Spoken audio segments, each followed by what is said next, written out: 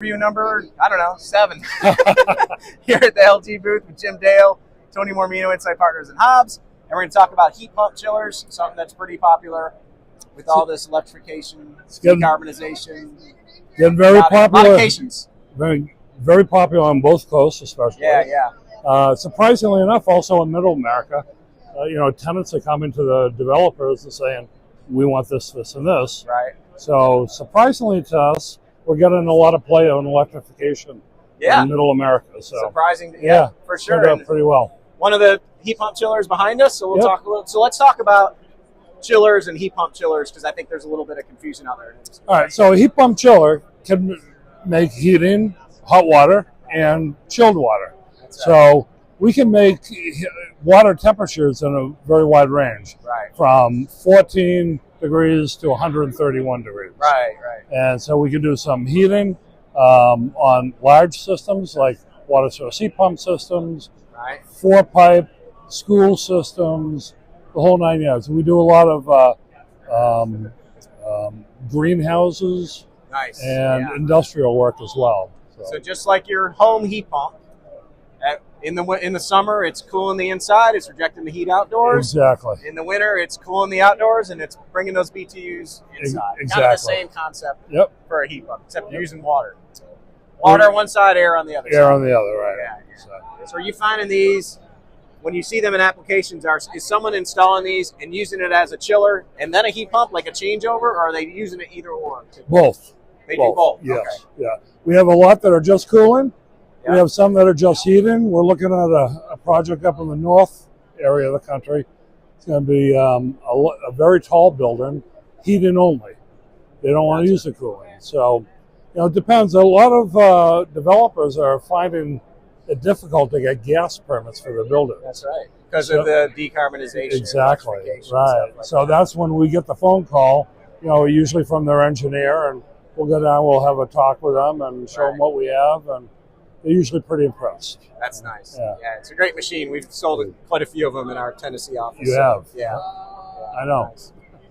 Yeah. Cool. So do we want to take a look at this thing? So R32 is not, it's coming, right? So this was supposed to be an R32, and for some reason we ended up with a 410A machine. Gotcha. But the R32 will be here in about a month. Gotcha. It's in production right now, so it'll be shipping out in about a week or so. Yeah. And then we're going to make both products for probably 6 or 8 months. Until the end, close to the end of the year. Yeah, just so we can do our switch over nicely. Yeah, that sounds like a good plan. Yeah. So these are, if I remember right, they're kind of modular, right? It's very much 20-ton unit? This is a 20-ton, and usually what we'll do is, because they're modular and control, we can control 5 modules on one backbone, and we can do 99 of those in parallel. Right. So the 5 could be 300 tons, and then 99 times, so that's 30,000 ton system. A lot of tons. I'm waiting for somebody to bring that job to me. I'd like to get that order. I might have to come back out of market. Yeah, exactly. That's awesome. And the coils, is it similar to the VRF products? They're always coated? It's always coated, 10,000 hour salt spray certified. Yeah. So, and they're very hydrophilic. They shed the water very easily. Yeah. So even when they are in defrost, they're getting rid of the ice pretty quick. It won't build up too bad. The unique thing about this chiller is every compressor in it is inverter driven. Nice. And they're all on their own independent refrigerant circuits. So there's 2 in here. There's 2 in here. Right. So in the 60-ton, we'd have 6 of those, right? Great turn down, right? Not only great turn down, but N+1 becomes a lot easier because if one fails, it has no effect on any of the other circuits. They continue to operate until you repair it. So it works out very well. And the condenser fans are variable speed as well? Exactly. Right. So my friend sent me a video in Atlanta of a 40-ton unit. It wasn't at full load, it was at part load, but it was running, and you could hear the leaves crunching under his feet. You could not hear the chiller. It's amazing. It's just like the VRF. You can't even tell they're running sometimes. So a 60-ton unit will be 72 dBA at 5 feet. Wow. At 30 feet, which is where most schools will measure them, it will be 54. That is like on an order of 8 times quieter. Insane. Yeah, it's insane. It's so cool. It's really gone over well. Schools in particular really like this product. We're starting to do quite a bit of data centers and hospitals. Interesting. Well, because we're all inverter driven, Yeah. going on a generator becomes very cost effective for them. For emergency mode. Well, we have no starting current.